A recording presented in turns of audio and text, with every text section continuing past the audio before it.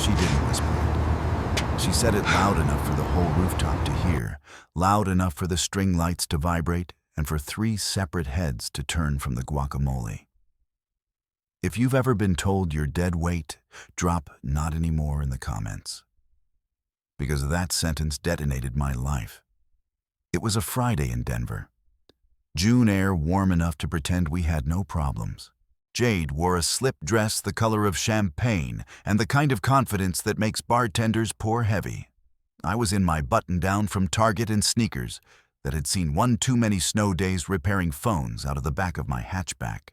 Her friends, brand managers and growth strategists who said the word disrupt like it owed them money, laughed too hard at the joke I didn't make.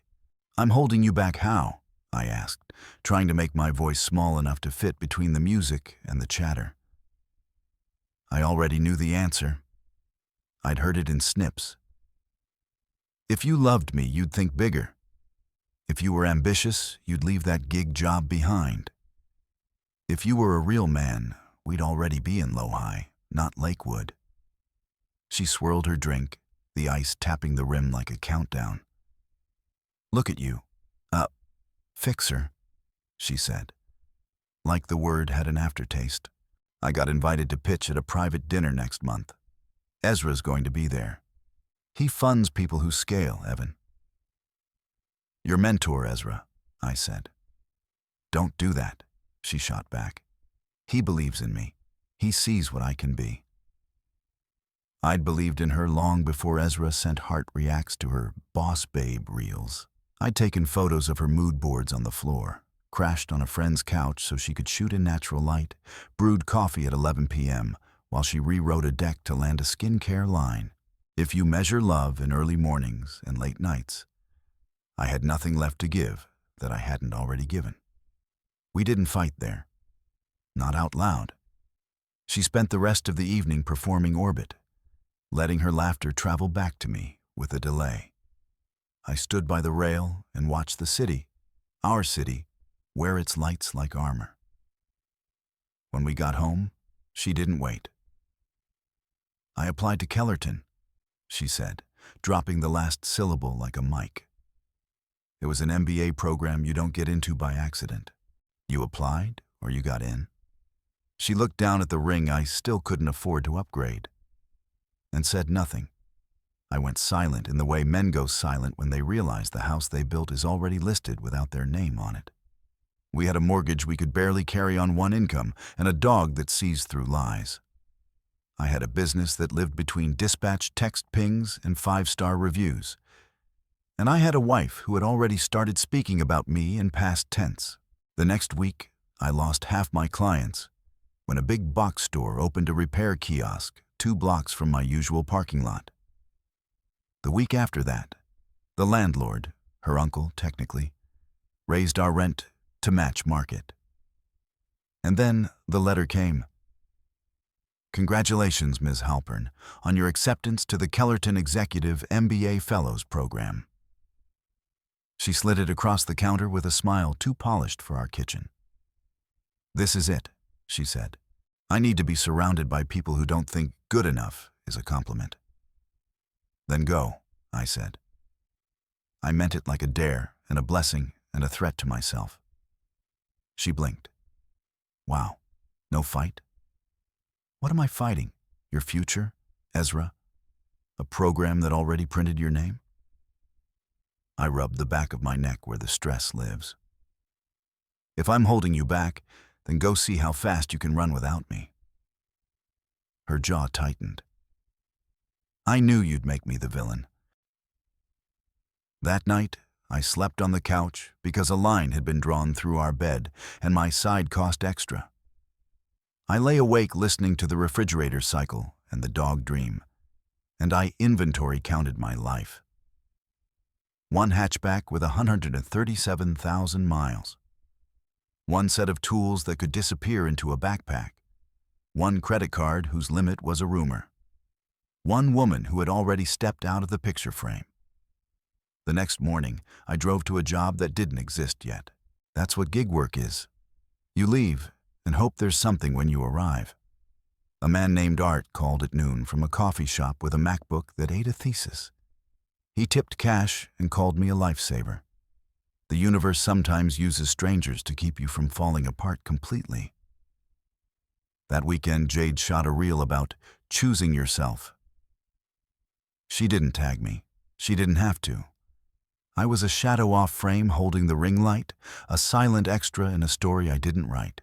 On Monday, I put the ring on the counter. "I'm not returning it," I said. "I'm returning me." I expected tears or rage. I got a nod like a manager approving a schedule change. "You'll find someone who wants that," she said, gesturing at the toolbox.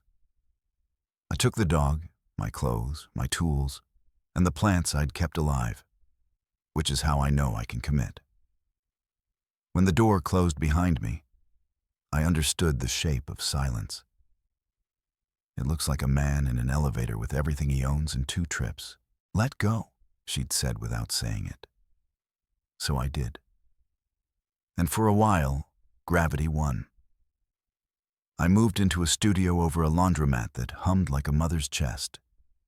The window looked at an alley, and the alley looked back like it knew all my secrets. I put the mattress on the floor because bed frames felt ambitious. The dog, Moose, did recon between the mini kitchen and the door like he was guarding a palace. If rock bottom has a smell, it's dryer's lint hot and last night's takeout.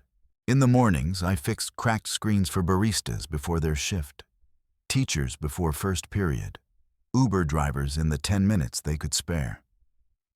I kept my reviews pristine because dignity loves 5 stars. At night, I counted bills that didn't care how hard I'd worked. Debt accumulates in the quiet, like dust. Every time I opened my banking app, my chest tightened before the number rendered. If you're there now, if your heart lurches before your balance loads, I see you. I lived there. Jade left voicemail pacers. Neutral, efficient. I'll have movers for my office stuff Tuesday. My uncle's agent will email the refinance docs. Ezra has a panel next week.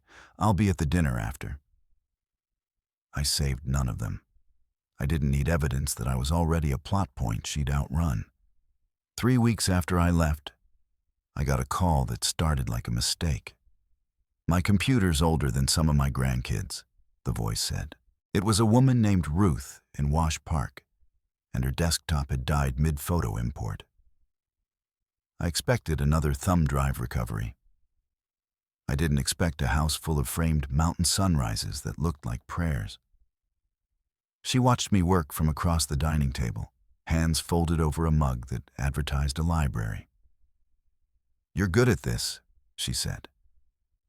"I've had a lot of things break on me," I said, then wished it back. She cocked her head. "You fix what breaks. That matters."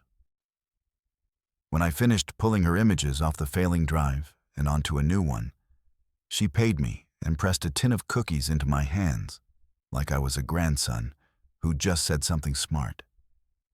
"Before you go," she added, "would you look at our website?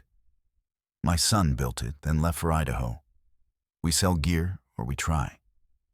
Ruth owned a local outdoor brand, Highline and Hearth. The website looked like a yearbook produced by a committee at 2 a.m. The checkout button tried its best, but it was the wrong color and slightly off-center, like it had stage fright. I pulled it up on my phone, and the menu rendered like a ransom note.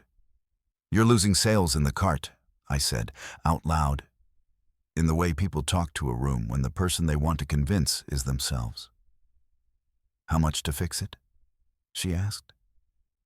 It was the first time in weeks someone had asked me my price without flinching before I answered. "Let me come back tonight after jobs," I said. "No charge if I can't make you money." "I don't need charity," she said. "It's not charity.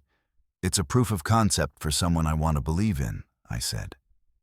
And to my surprise, I meant me. I returned at 7 with Moose, because Moose thinks any place with a rug is home. In 2 hours, I stripped the theme to its bones. resized product photos, rewrote 3 descriptions that read like tax forms, and created a checkout flow that didn't punish you for trying. I built a retargeting loop and set a basic abandoned cart email that would nudge politely after an hour like a good friend in a thrift store line. At 9:06 p.m., the first order came through. A canvas duffel to a zip code I hoped was warm. Then another. By 11:30, we'd made more than they'd averaged in a day, Ruth cried. It was a soft cry that made me look at the floor so she could have the moment. We were 2 months from closing, she said. You just bought us time. She called her board chair, an accountant who sounded suspicious until I emailed the numbers. By midnight, I had a retainer and a title I made up, Interim E-commerce Lead. Because sometimes you need to rename yourself before your life changes. I biked home because the hatchback had decided the alternator was decorative. I put the cookies on the counter next to my one good knife and a stack of invoices that looked like unkind origami. I slid down the cabinet door and let Moose put his head on my shoulder. We have a direction, I told him. He thumped once, like a vote. 2 days later, Highline's board invited me to a Saturday meeting that felt like church and court. We can't pay much, their chair, Alan, said, sliding me a paper that explained how under what conditions my hope would get a W-2. We can give you performance equity if we live long enough to make that mean anything. I signed because I was tired of renting my time. Ownership makes the coffee taste different. The same week, Jade posted a story from a rooftop in Chicago, tagging Kellerton and Ezra, captioned, "Surround yourself with people who make you more." She looked beautiful in a way that hurt me less than it used to. The dog's ears twitched, my phone buzzed with orders. You can love someone and let the math win instead. Let go, she'd said. So I let go of the idea that being her anchor made me brave. And for the first time in a long time, I felt something other than falling. The thing about momentum is, it doesn't ask your permission. It just shows up, breathless, with a bag of tools and a list. I rebuilt Highline's email list from a dinosaur graveyard into a living thing. I set up flows that didn't scream sale every afternoon like a toddler in a cereal aisle. I called customers who left 2 stars and asked what we did to earn them. I gave away store credit to people who returned something twice and still came back. I put a live chat on the site and staffed it from my phone on a folding chair at the laundromat. When you answer someone at 10:43 p.m. about a zipper, they buy the duffel and the hat and tell their cousin. Ruth walked into the warehouse with bakery boxes and stories about the 1978 blizzard. Alan loosened his accountant tie and taught me contribution margin like it was a campfire tale. The crew on the floor, Lena, Jorge, and a guy everyone called Fish because he used to work at a pet store, started calling me Web Evan, which fine, I've been called worse. We launched a summer drop that didn't flop. A collab with a local artist whose murals make teenagers take photos with their chins down, and a re-engineered backpack with a sternum strap that actually fits human chests. I made sure every box shipped with a handwritten thank you because the right kind of corny still works in America. At the end of July, Alan sent me a spreadsheet that made my eyes sting. You did this, he said. We did this, I corrected. Because humility isn't a posture when you remember sleeping on a mattress that squeaked every time the dryer downstairs hit spin. Equity cliffs are funny things. They make you count months you used to sprint through. I circled a date 6 months out and wrote vest in the style of a middle schooler with a crush. Under it, I wrote, engineer actual life. If you've ever set a date you refuse to miss, you know how it turns your days into rails. Jade called once. Unknown number, voice, all business. Can you drop Moose at my sister's Saturday? She misses him. He's my dog, I said. "But I'll bring him by." Moose wagged at the word her, because loyalty looks like that sometimes. Her sister handed me a canvas tote full of Jade's mail. "She's intense right now," she said. "Don't take it personally." "I stopped taking it personally when she made it professional," I said, but softly. The tote had a glossy brochure for Kellerton Fellows Retreat and a folded paper with Ezra's name at the top. I didn't snoop. I set it on the passenger seat and told Moose to sit like a gentleman. We drove back to the warehouse, listening to a podcast about supply chains because that's who I am now. A man who finds romance in solved logistics. Which is why, when I noticed the way our returns piled up like snowdrifts after a storm, I couldn't unsee it. Every return cost us twice: the refund and the dignity.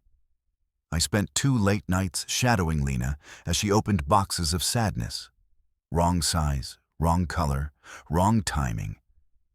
And I built a returns portal that made the exchange frictionless. We offered instant store credit and prepaid labels. Sales went up.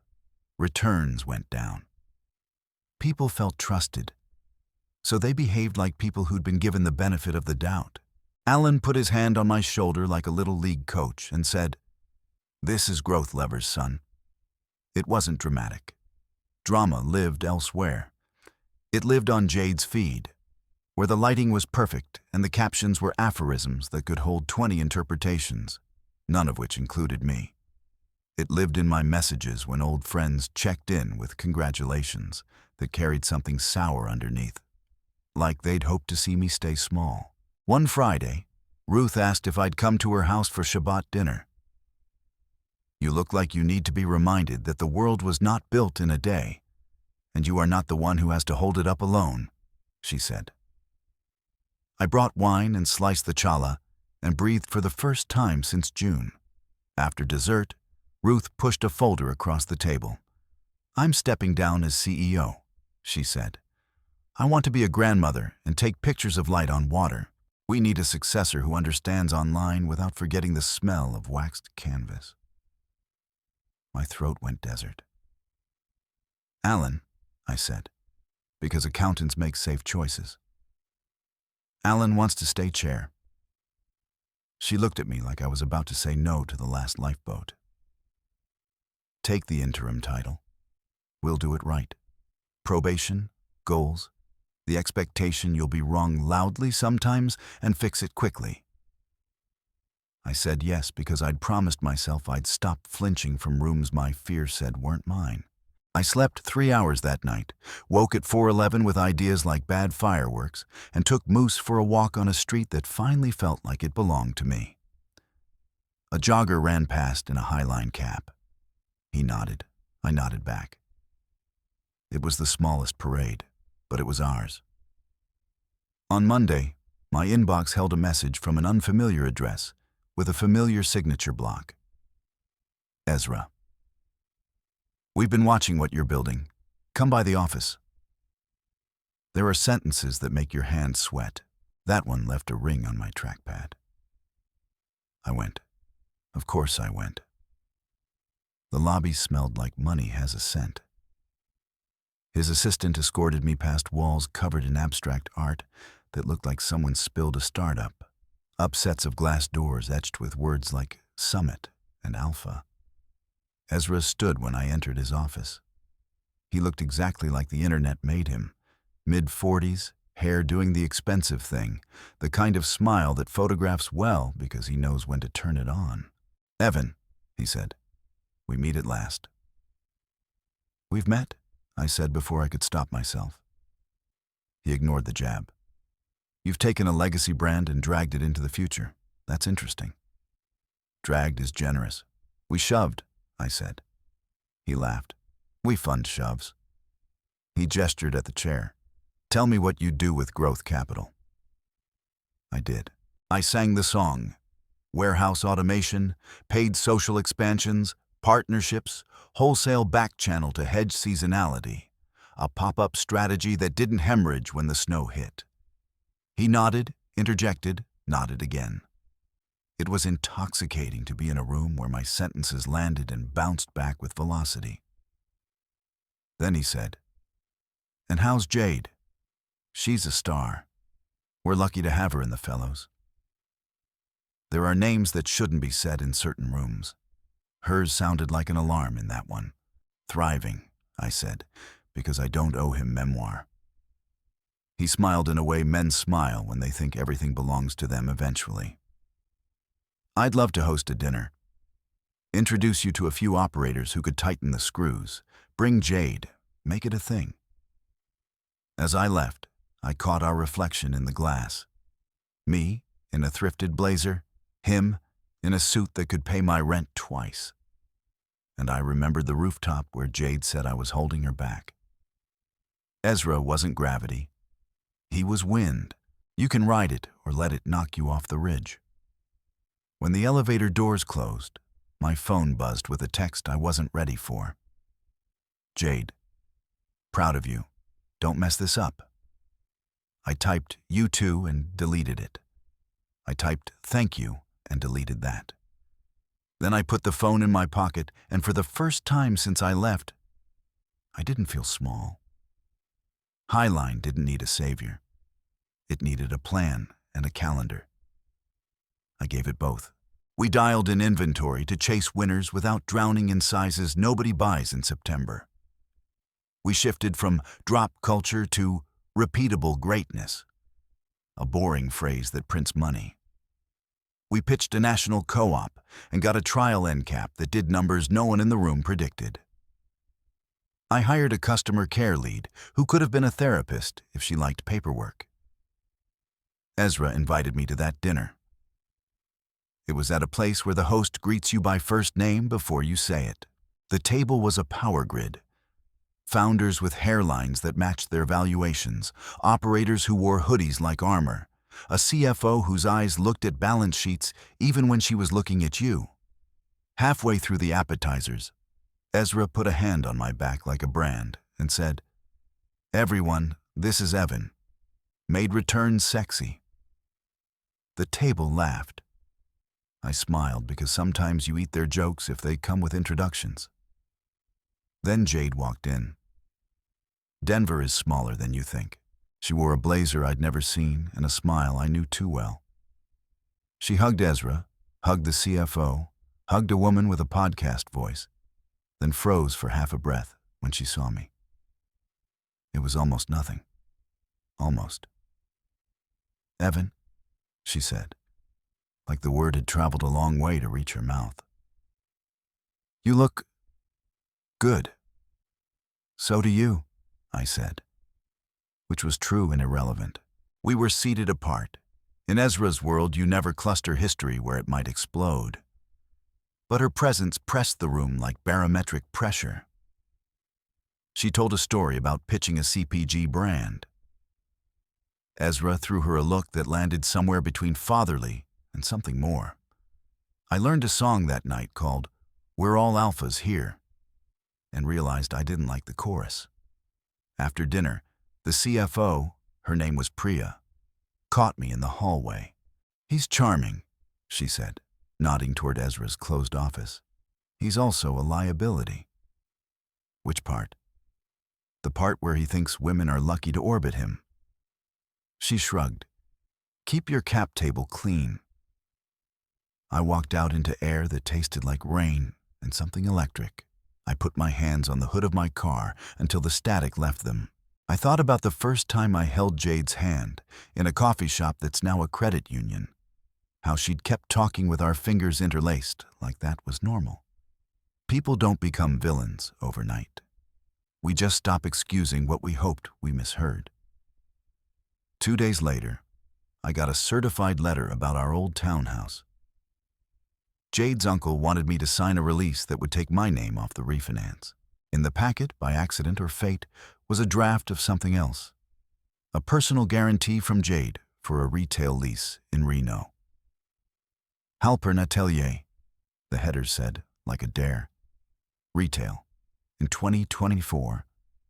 Bless. I didn't sign the release immediately. I took the letter to a lawyer whose office smelled like old books and newer coffee. Her name was Tessa, and she asked questions that made me feel both seen and a little bit dumb. "Any marital debt left floating?" she asked. "Just the credit card." "Whose name?" "Mine." She raised an eyebrow. "And what's this personal guarantee?" She flipped through the packet.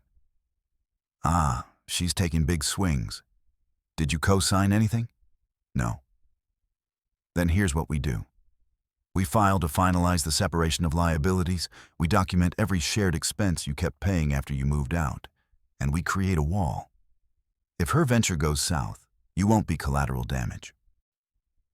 And if it goes north, then you get to be happy for someone who hurt you, which is a different kind of hard," she said, and smiled like a person who has spoken to too many men trying to wrestle with fairness. I left thinking about walls and windows. You need both to live. At Highline, we were neck-deep in Q4 planning when Priya called. "Quick one," she said, which meant not quick. "Do you know a company called Go Fetch? Dog treats, good packaging, fancy ingredients, your vet side eyes," I said. "They're imploding. Founder used inventory financing like a credit card. There's a liquidation coming. Their 50,000 SQFT lease in Reno is up for reassign if you act fast." She paused. "It's 2 doors down from Halpern Atelier. I don't believe in fate, but I believe in timing." "We can't afford 50,000 feet," I said. "You can afford 15,000 carved out with an option to expand," she said. "I'll send the paper." We moved in November. The old warehouse smelled like stale peanut butter and airy ambition. Ruth cried on the loading dock and said, "It smells like we have a future." I stood in the empty space and saw a return center that wouldn't break us. A pick-pack line that didn't crisscross like a kindergarten maze. And a conference room where a man could sit with his back to the door and not fear who might walk in. A week after we moved, a bouquet arrived at reception addressed to me. No card, just white lilies that made the office smell like expensive apologies.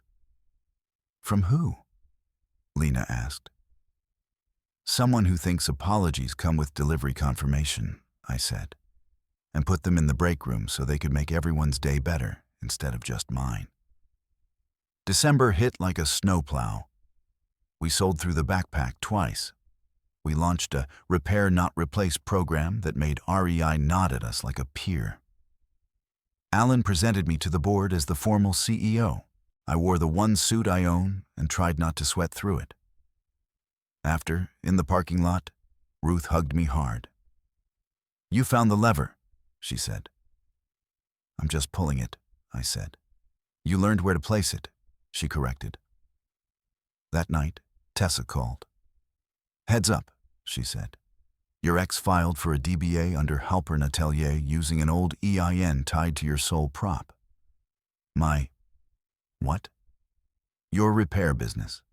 She used the number from when you filed together. "Clerical sloppiness. It happens." "Which means?"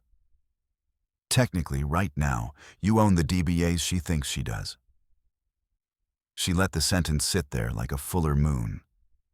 "We can clean it up, or we can talk about leverage." I hung up and sat on the floor with Moose and remembered every time Jade told me I was small. I pressed my forehead to the dogs and said, "We don't weaponize paperwork." Moose sighed, which I chose to read as agreement. In the morning, I had Tessa draft 2 documents, a formal transfer of the DBA to Jade, and a standard license that allowed us to use the Halpern name in a narrow context for a collaboration that didn't exist yet. I sent both to Jade's new business email with a note. "Clean records make good neighbors. Sign both and we'll both sleep." She replied with a thumbs-up emoji. "No, thank you. No, sorry." The past lives in how people behave when you give them a soft landing. I let go of the urge to score it. Then I went back to work. Because revenge isn't building something in the shape of a weapon. It's building something that doesn't require you to look over your shoulder when you turn the key.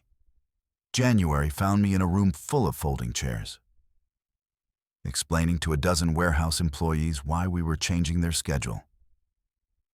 "We're moving to 410s, I said. "You get a third day off every week. If you want overtime, we'll plan it, not spring it." Fish raised his hand. "Can we pick our Friday?" "Yes," I said, and the room exhaled. Small mercies build loyalty cheaper than swag. We launched an employee purchase program because if you build gear for the outdoors and your team can't afford it, you missed the point. We partnered with a local nonprofit that gets kids outside whose parents can't. Ruth handled the first check like she was handing over her own heart. The only thing not cooperating was my sleep. At 2:17 a.m., my brain would wake me with showings of a movie called How It All Falls Apart. If you know it, I'm sorry. I started walking Moose at 3 a.m., up and down streets that felt like they belonged to the night shift and the newly brave. Sometimes, if I squinted, I could still see the man I'd been, jaw clenched, carrying a toolkit like a cross. One of those nights, I stopped in front of a retail space 2 doors down from our new warehouse. The lights were on. Inside, racks of clothing stood at attention, tags facing forward like soldiers. The sign on the door, Halpern Atelier, grand opening Saturday. I stood there too long. A woman in a black hoodie unlocked the door and stepped out, looked me up and down, and said, "We open at 10. "I know the name," I said.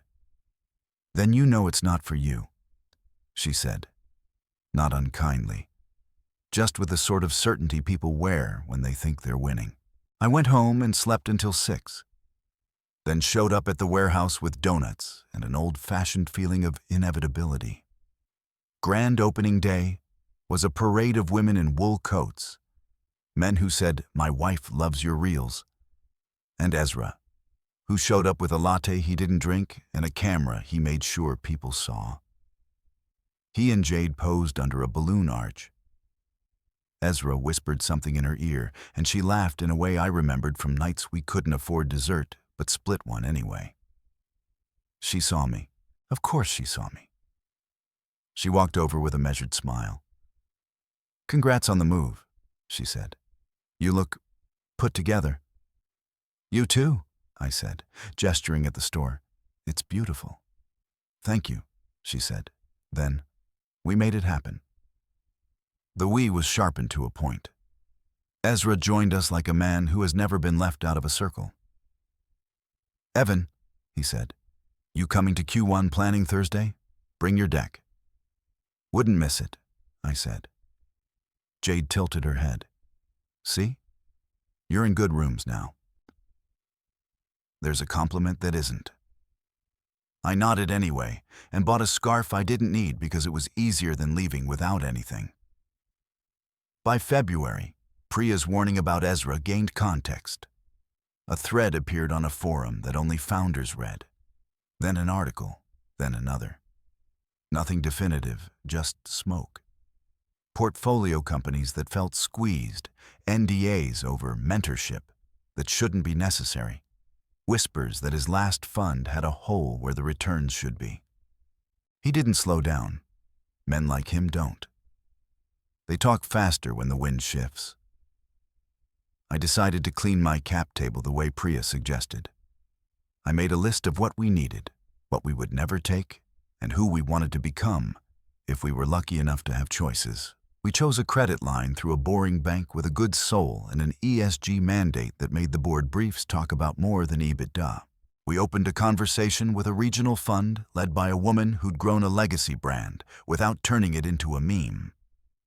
We told Ezra we were focusing on non-dilutive options this year. His email back was 5 words: "You'll regret playing it safe." I'd regret a lot of things in my life. Safety wasn't on that list. March arrived with a snowstorm that made Colorado perform its annual identity crisis.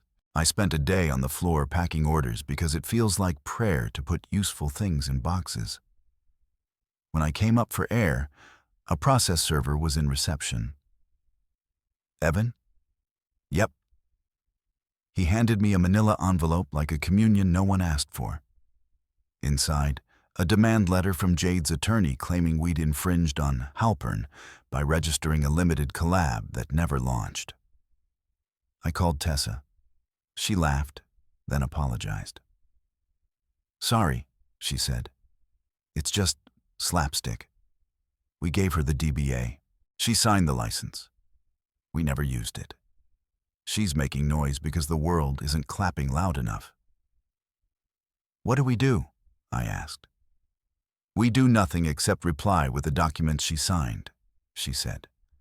"We stay small in our anger and big in our paperwork." We did. The letter went away like a dream you forget at lunch. 2 weeks later, I ran into Jade's sister at the grocery store. "How's she doing?" I asked.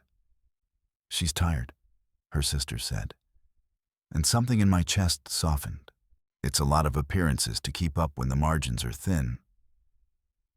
"I know the shape of that sentence," I said. I left with bread and milk and a feeling that compassion is cheap until it's called upon. That night, I opened my old photos and scrolled too far back. There she was, on a picnic blanket at Sloan's Lake. Hair wild, eyes soft, a sandwich in each hand like a magic trick. I remembered how she'd looked at me then, like I was a good idea. I closed the app and told myself the truth. You can grieve a person who still exists. You can miss who someone was without wanting who they became.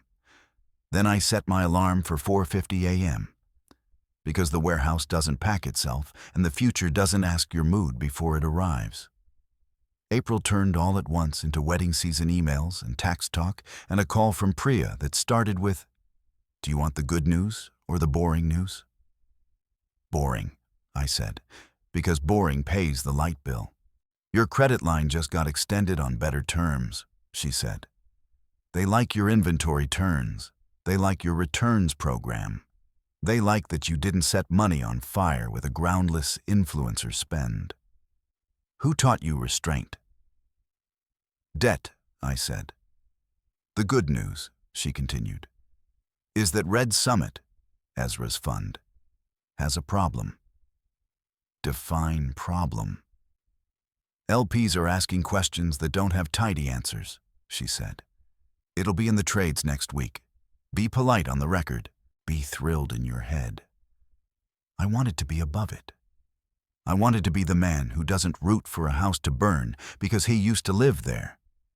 Instead, I felt the unmistakable click of a lock opening somewhere inside me. When the articles hit, Jade posted an Instagram story about resilience that read like someone trying to write a storm away. The comments were split. "Keep shining, Queen," from blue checks with morning routines. "Take accountability," from anonymous eggs. I closed the app and took Moose to the park, where nothing was trending except the weather. 2 days later, Jade showed up at the warehouse. People like to say, my heart dropped. Mine didn't. It pivoted, braced, squared up. She wore sunglasses despite no sun. "Can we talk?" she asked in the lobby. I led her into a conference room with a crooked poster of our fall line. She took off the glasses. Her eyes were red around the edges. "You were right about him," she said without preamble. "He says it's noise. He says he's fine. He's not fine." I waited because men talking too quickly is how history repeats. I told him we should pause the retail expansion.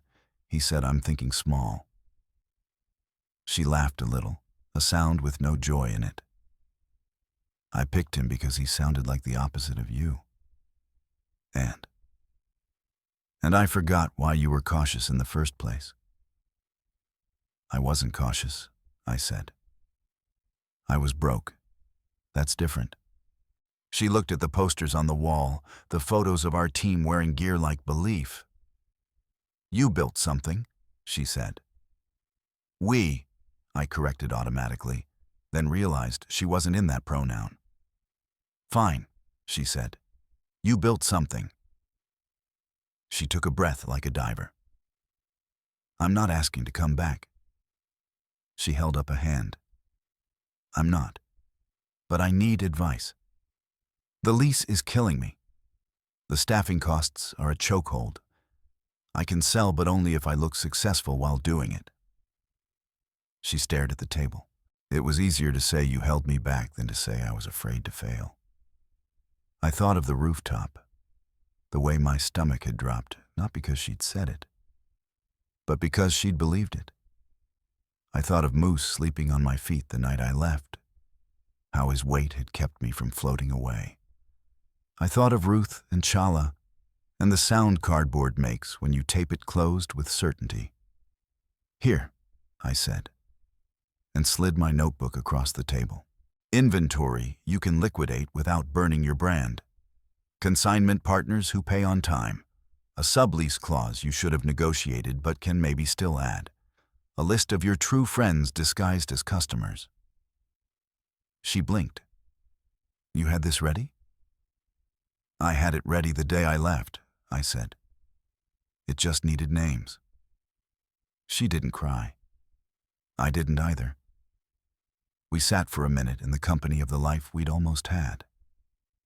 At the door, she paused. For what it's worth, she said. I told myself you were holding me back because I couldn't say out loud that you were building while I was performing. Performing pays until it doesn't. I nodded. Performing is a debt with bad terms. She put the sunglasses back on and left. I stood in the conference room until the poster looked straight again. In May, I did a thing my father would have called finally acting like a grown man. I created an ESOP, an employee stock ownership plan, makes you a communist only to people who think paying a living wage is a radical act. To everyone else, it says, when we win, you win. It also says, when we lose together, so let's not. We held a meeting in the warehouse. I explained vesting like a bedtime story. Lena cried. Fish asked if he could frame his certificate. Ruth baked a cake and wrote hours on it in blue frosting. That night, I got an email from a broker I didn't know with a subject line I didn't like. Reno Retail Opportunity, Halpern Atelier. Inside was a one-pager. Jade Store, available for assignment, fixtures optional, staff negotiable. I stared at it until the screen blurred. Then I forwarded it to Priya and wrote, no. She replied, good.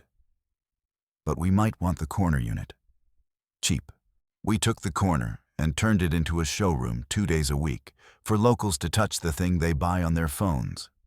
We staffed it with our warehouse crew, rotating so the people who pack the boxes also hear the compliments. It made us better at both. June arrived carrying a year since the rooftop. On that day, I woke at 4, made coffee strong enough to stand up on its own, and drove to Lookout Mountain because the world is kinder when you watch it begin. Moose stuck his head out the window and ate the wind. We parked and sat on the tailgate. The sun hauled itself up, and the city below blinked like something that remembered how to hope. Let go, I said out loud, and let's see what fills the space. The answer, it turned out, was more than I'd known how to ask for. The call came on a Wednesday, the kind of Wednesday that tries to convince you it's Thursday. It was Priya. Exit? She said, like a question and a dare. I'm listening. Mountain and Main wants to acquire a controlling stake. Keep you as CEO. Keep the team. Keep the brand. They like your ESOP so much they want to add to it. Terms? Clean. Debt paid. Cash to the company. Secondary for you, not obscene, but fair. I said I needed to think. Then I hung up and sat in the quiet and did the math that changes the chair you sit in. Money doesn't fix your soul, but it gives you the freedom to do the work that will. I called Ruth. "Take it," she said. "Then buy yourself time. Start something you can't lose in a fire." I called Tessa. "There's a clause you'll miss if you're excited," she said. "I'll find it." I called no one else. I have learned to keep some secrets until they become facts. Before the board vote, I drove to Lakewood and parked outside the townhouse I used to call home. The blinds were different. The front light flickered. I sat there until a neighbor walked by and looked at me like I might be casing the place.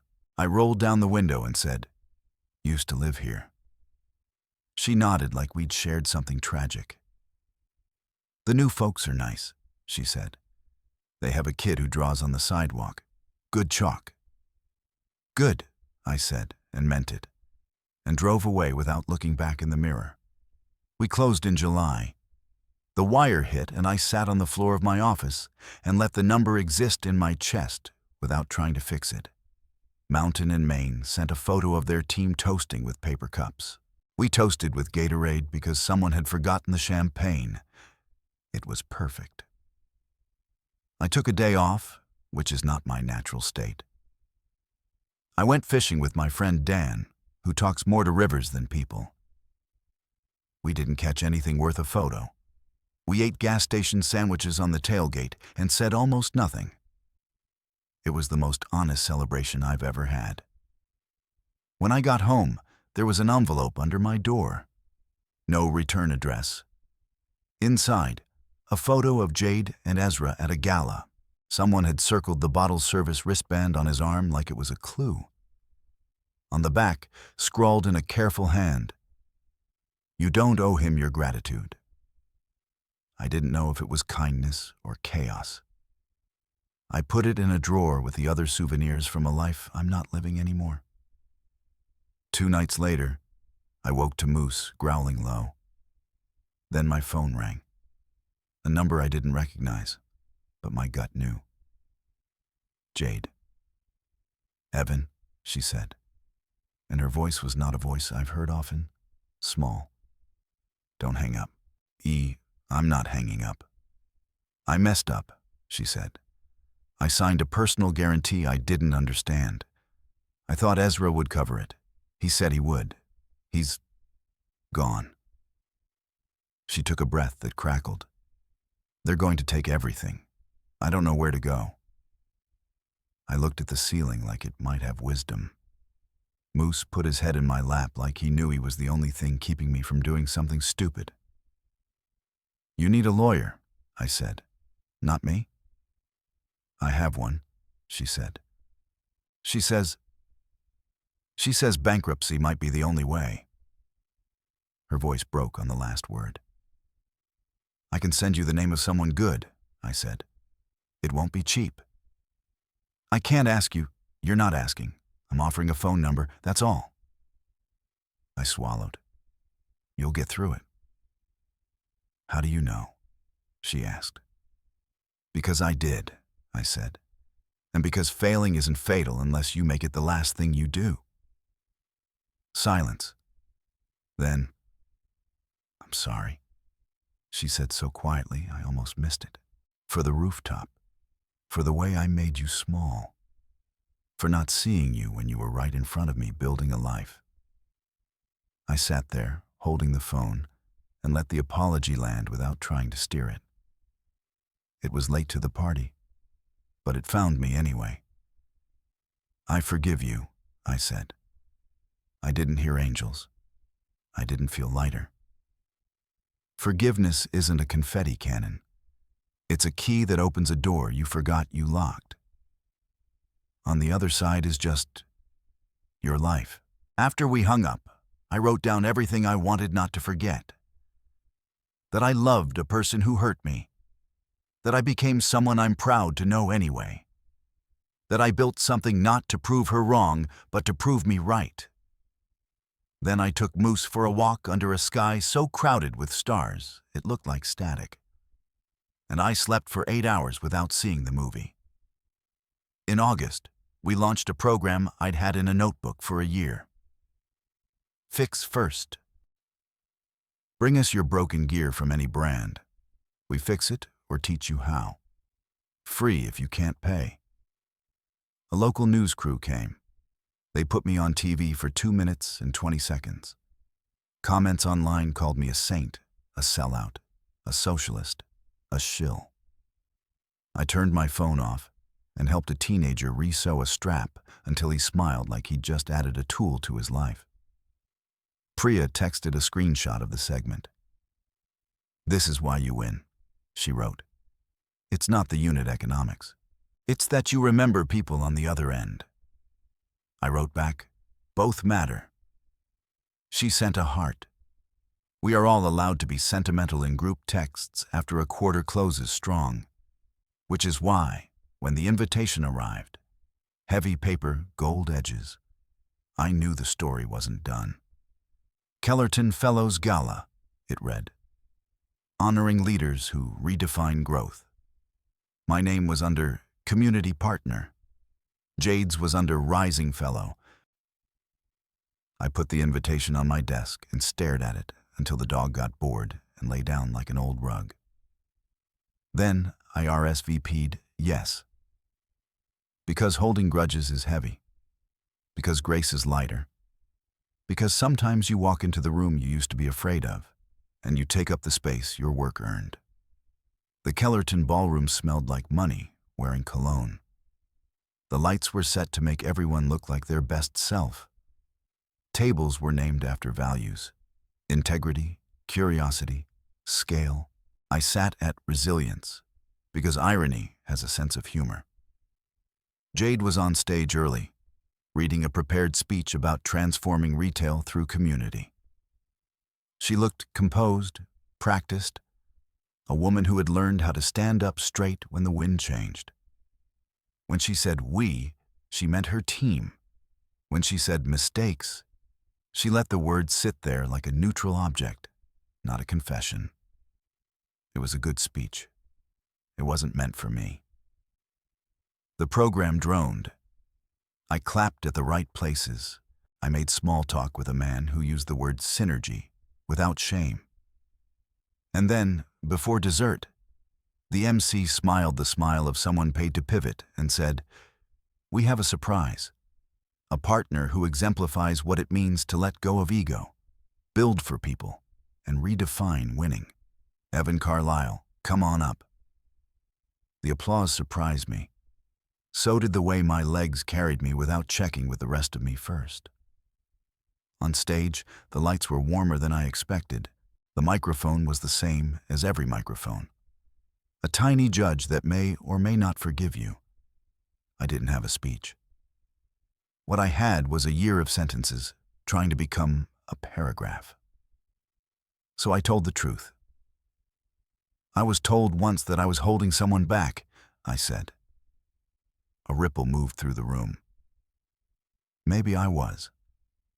Maybe what I was holding back was the version of myself that made small plans because he was afraid to dream out loud.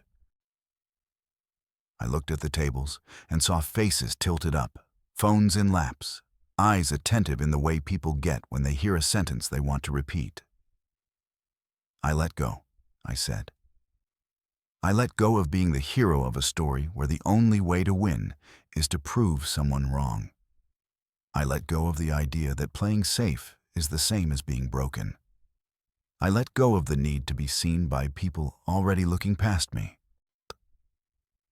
I told them about Highline, about Lena and Fish and Ruth, and a returns portal that made dignity cheaper.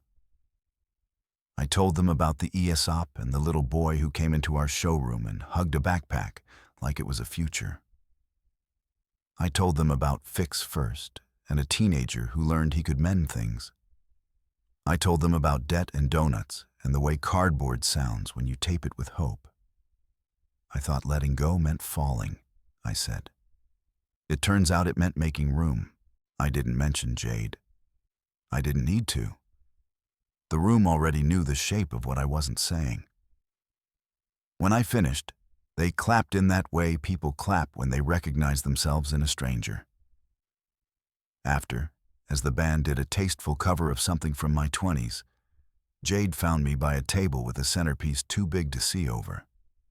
She held out her hand. I took it because I haven't forgotten my mother taught me manners before she taught me anything else. "You were good," she said. "You too," I said.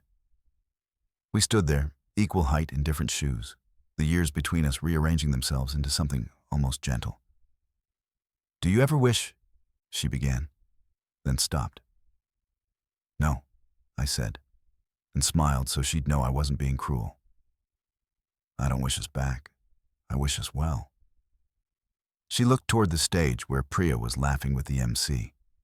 "Me too," she said. "Get some sleep," I added. "The morning still comes early." She laughed. "It really does. We said goodbye the way you do when you mean it. No promises, no futures. Just a nod to the fact that we were both still here, still trying, still building.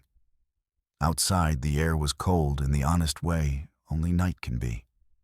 I walked to my car, loosened my tie, and sat with my hands on the wheel while the heater sighed itself awake.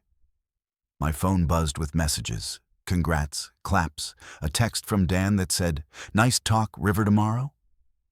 I texted back a yes. When I pulled out of the garage, I took the long way home. Downtown glittered like a myth. The warehouse would be there in the morning, the team, the orders, the work. Moose would snore, the coffee would be too strong, and the sun would take its time.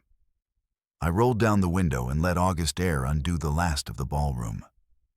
If you've been told you're holding someone back, ask yourself what you're holding back from yourself. If you've been made small, go where you can't help but grow. If you've fallen, get up. If you've let go, open your hands. She said I was holding her back, so I let go and built a life that never needed her permission. If you made it this far, tell me your moment. The sentence that broke you and the one that rebuilt you. I'll read everyone. Then get some sleep. Tomorrow we build.